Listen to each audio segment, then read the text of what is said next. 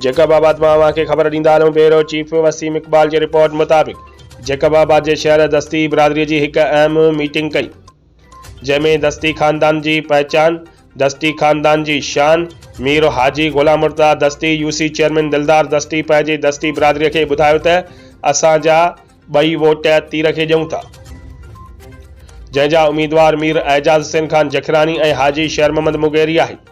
असां इहो फ़ैसिलो कयो आहे पंहिंजी बिरादरी के लाइ, छो जो असांजे दुख सुख में पाकिस्तान पीपल्स पार्टी जो उम्मीदवार मीर एजाज खान जखरानी और हाजी शेर मोहम्मद मुगेरी कम आयो है।